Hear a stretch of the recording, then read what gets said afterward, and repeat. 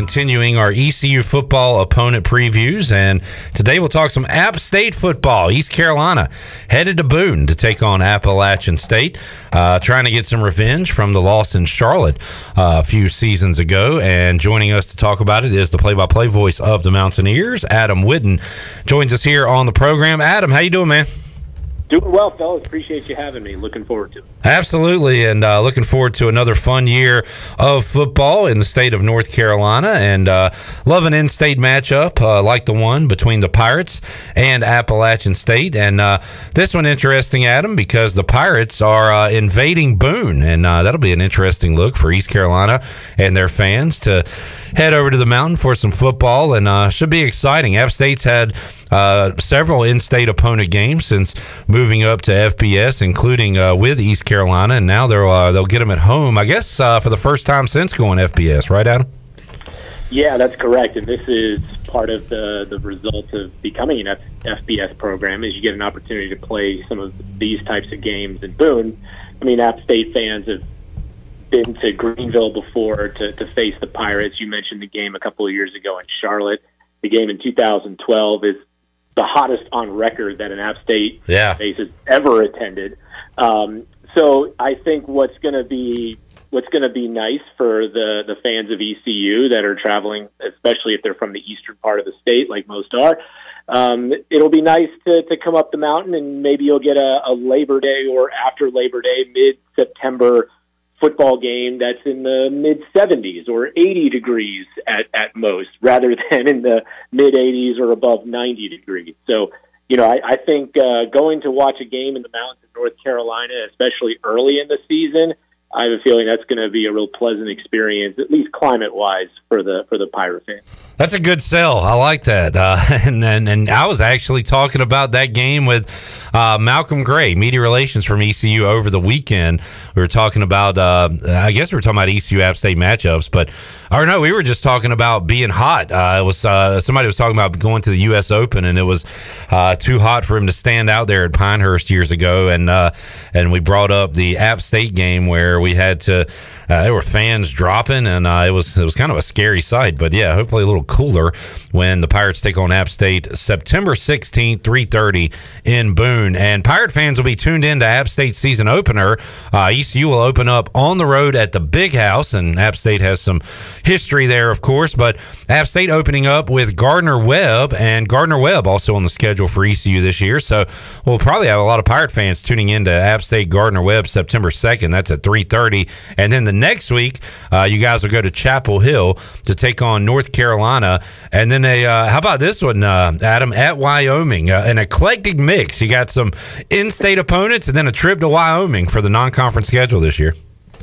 Yeah, we certainly know how to make interesting schedules in September. I mean, last year with the opener at home against the Tar Heels and then going to Texas A&M as a part of that. I mean, App State's September football schedule was one of the most famous runs of games in all of college football last year. And so this year, it's a combination of some recently created series, and then it's the back half of a home and home when you talk about the Wyoming game. So Gardner-Webb is good because, you know, most schools will have that FCS home game on the schedule.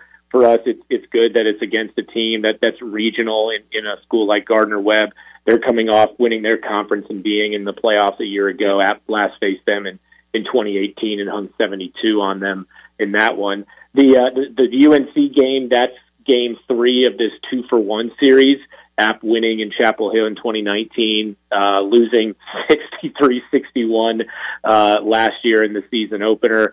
And then this will finish out that series in Chapel Hill this year. And then, you know, this ECU series, this is game 1 of 2 in Greenville to continue on with this 4-game set. The Wyoming game, we're going to be playing in all different settings. You know, it's 3 games in North Carolina, and then let's go across the Rockies and play in Laramie, Wyoming. But it's the return game of the home and home, where Wyoming came to Boone way back in 2015 for a home game, and this is the return game. This is the type of series that App's not necessarily going to try to get into it if they can avoid it, because we'd rather play schools in state or in region. But at the same time, 8 years ago, we've got to finish off this home and home, and it'll be a cool experience for our fans to go out to that part of the country for a game.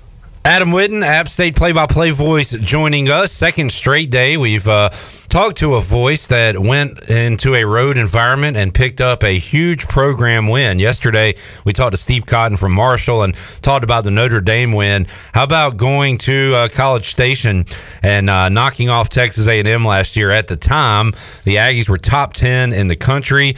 Huge win. It's crazy to look at the schedule, Adam, and see that was App State's only road win at Texas A&M, but that's how it played out. But how about going on the road and getting that win at College Station? What was that day like, that call like, and that memory like for you? That was the start of an unforgettable 7 days in the lore of App State football, because it started with the win over Texas A&M, learning that night that College Game Day was going to be on campus for the following week, and then winning the Troy game on the Hail Mary. So those 7 days, nothing will ever top App State beating Michigan in terms of exposure and just impact across college football. But this is as close as we've ever been in that 7 day stretch. The A&M game was right off the heels of that heartbreaking loss to Carolina. There's so many oddities about the way that things unfolded last year. Saying to somebody, "Hey, you're gonna play a home game against North Carolina and lose a game where you score 61 points, and then you're going to go on the road to an SEC team. You're going to score fewer than 20, but you're going to win." That's really bizarre to think about.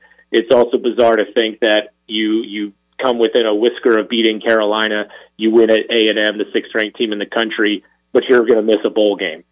So it just those things really kind of encapsulate just what an odd season it was last year for App. But in terms of that experience, it was certainly unforgettable. App had so many close calls against ranked teams in the FBS. Taking a top 10 Tennessee team to overtime in 2016, losing in double overtime to a top 10 team in Penn State to open the 2018 season. Finally getting that elusive win over a ranked team, a top 10 team on the road. First time that had happened since that Michigan win. So that was really cool to see. It was a great victory for Sean Clark, who notched a signature win in his campaign in a non-conference game. And then the things that weren't necessarily in the box score and part of that game is just the aftermath of winning that one, because we had all sorts of travel problems getting back to Boone from College Station. We didn't end up getting back until the sun was well up on Sunday morning. And so all of the College Game Day stuff and telling the team and the announcement happening, that all happened while we're waiting on the tarmac trying to fix a flat tire on a plane. And so, again, just the little things that you'll remember about that day, that night, those early morning hours. But that going into College Game Day and the Hail Mary win after that was the start of just an unbelievable stretch of 7 days of football history. Adam Witten joining us. What a wild week that was, and just an up and down season for the Mountaineers. So how about returners and departures on this roster, Adam? And on that note, I asked Steve this, and I'll ask you as well.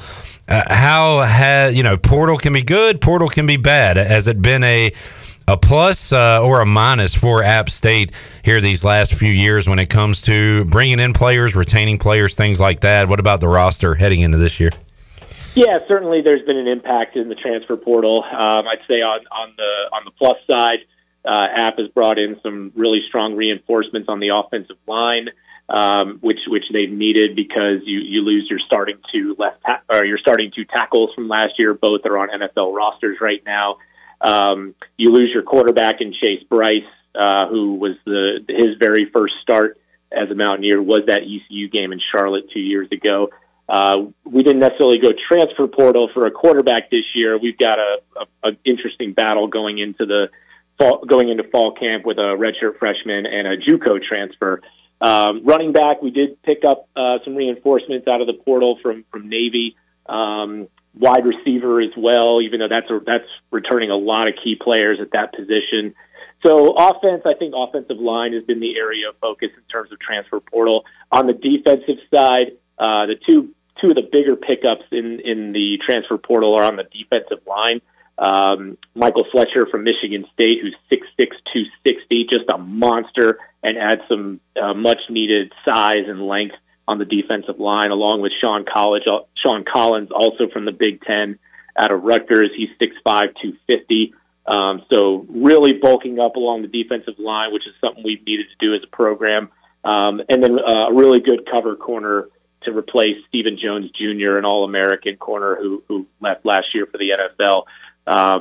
Rodney Funderburk is someone, or Tyree Funderburk is someone who's going to be a great cover man, help them play a lot more man-to-man coverage on defense. So those three really stand out in the transfer portal. In terms of downside, the big loss, I think, is probably Jalen McLeod on defense. He entered the portal and ended up going to Auburn. He was the guy who was going to step in for Nick Hampton as their top pass rusher this year. He was big, particularly in that Texas A&M game a year ago. So he's probably the biggest loss from the roster in terms of people, the transfer portal take us. But certainly they've brought in some really strong players and major talent in terms of guys incoming with the portal. Talking to Adam Witten, looking at the roster and how the portal has affected that when it comes to Appalachian State. The coach portal has affected App State over the years. When you have success, other teams notice that and want your coach, and that has happened several times to Appalachian State over the years with Scott Satterfield, Eli Drinkwitz, now Sean Clark at the helm. And what's the approval rating there in Boone with the App State fans of Sean Clark and how he's done it? I know he's a homegrown guy there at Appalachian State. So how about Sean Clark leading the Mountaineers into 2023? Yeah, I think App has done all the things. They've addressed the areas that they've needed to in terms of trying to fix the things that happened at the end of last season. And certainly Sean Clark is someone that has recognized that and has been willing to make some tough decisions in terms of making some changes. The big changes that we've made on our staff at offensive coordinator, we brought back Frank Ponce after Kevin Barbay left to take the job at Mississippi State. Frank Ponce was the offensive coordinator here, then left to take the QB coach job at Miami under Mario Cristobal. But now he comes back again to be the offensive coordinator once more. So a familiar face there, even though it technically is another new offensive coordinator. On the defensive side, Scott Sloan, who was a big part of the defensive staff under Scott Satterfield before leaving to take on a DC role at Georgia Southern. He returns now to run the defense at App State. We're really excited about having him back. So some guys that are very familiar with what it takes to win here and have done a lot of winning here as a part of the coaching staff. So that's been big. Bringing in a new strength coach, Matt Greenhall, who was a part of the strength team when the team was winning championships. He comes back. He was at Virginia Tech previously, and now it leads our strength program. That has been a huge point of emphasis. And certainly we've already seen some major results during spring ball and during some of the summer workouts. So Sean Clark is doing everything that he needs to do to try to right the ship. He knows that there were some things that needed to be done to get things going in a better direction. But we've got all the faith in the world in him, and certainly no one's going to work harder than he will to make sure that this team gets back to its winning ways. Adam Witten joining us. We talked with Steve Cotton yesterday about the Fun Belt, and man, week to week, it is exciting football, really good football, but you see upsets, you see wild things happen. You talked about the game with Troy, and App State trying to go on the road and winning games in the Sun Belt was difficult for them last year with all these teams. I'm looking at odds right now, Adam, and South Alabama is the favorite to win according to DraftKings. Troy behind them, Coastal third, and then App State and Marshall right there knotted up with the same odds to win the league. So again, top to bottom, very challenging combo to have for a football league. Yeah, I mean it's such a fun conference to be a part of, and yes, I mean App would certainly like to be winning 10, 11 games every year and get back to winning the conference in consecutive years like they did before the expansion.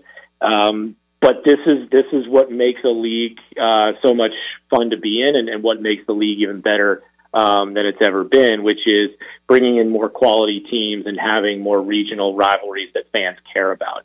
In the age of when conferences are expanding to improve their national footprint or their television market footprint, App and the Sun Belt have leaned into what I think what makes college football great, which is the regionality of it.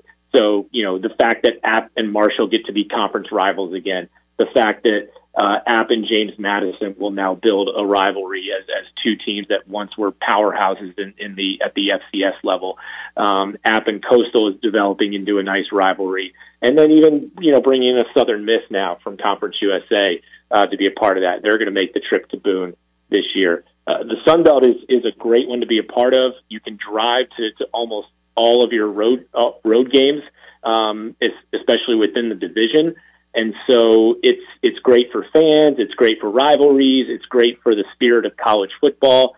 We love being a part of this league, but at the same time, we know that, you're going to play in a lot of these tough games, and you're going to probably lose more games than you had previously because the league is so much better. But at the end of the day, it's a rising tide type of thing. The league is just going to continue to have more days like it did in week 2 of last year. You mentioned Steve Cotton and Marshall on the same day. In week 2, App beats top 10 Texas A&M. Marshall gets that top 10 win against Notre Dame, and Georgia Southern beats Nebraska. So we saw the strength of the new league very early on last year, and especially now with the college football playoff expanding in 2024, they're in a great position to be ready to potentially take a playoff spot somewhere down the road. Adam Witten joining us. Adam, we'll wrap it up today with this. What do you feel most confident about when it comes to this football team heading into the season, and what's a concern maybe heading into 2023? Still a ways to go this summer before we get into fall camp and everything, but as we sit here in June, how would you answer those two? Yeah, I mean, I feel confident. I think on the defensive side of the ball, I'm very confident about the leadership there and what Scott Sloan is going to bring to that defense. I also think they have made some really good additions through the transfer portal and an outstanding recruiting class from last year. Really, the last 2 years has started to develop and bring in impact players. So I feel pretty confident about what the defense will be able to do this year. The biggest question mark the team has is quarterback. This is the first time since really 2014 that App is not really known who its starting quarterback is going to be going into the fall. Since 2014, it's been either Taylor Lamb, Zach Thomas, or Chase Bryce. Those have been your 3 guys, and you knew who the starter was going to be going into the fall each of those years. So this year, there are 2 capable guys, really 3, and a redshirt freshman, Ryan Berger, JUCO transfer, Joey Aguilar, and then your true freshman, Mason McHugh. So it truly is, in every sense of the phrase, a quarterback battle that's going to maybe come down to the practices leading up to game week against Gardner-Webb. So I don't know that I'm necessarily worried about it, but it's certainly one of the biggest unknowns and the thing that everybody's going to be focused on in fall camp. And we can relate to that, Adam. We'll be sending out a new starting quarterback in the Big House against the Michigan Wolverines. We need to talk to some of you folks about that trip before we head up there. Was it David Jackson, I believe, with the epic call that day when App State beat Michigan? It was, and luckily we had a very well-established quarterback in Armani. Yeah. Even though he was only a sophomore, he was still a dynamic player just in his second year, but that certainly helped in pulling off that upset. So yeah, having a solidified quarterback position will be key for you guys, no doubt. Adam, really enjoyed the chat and looking forward to the matchup in Boone coming up this September. We'll track you down and see if we can get you on the week of the game. But have a great summer, and thanks for joining us today. We appreciate it. Yeah, y'all do the same anytime. All righty, there is Adam Witten joining us on the Pirate Radio Live line.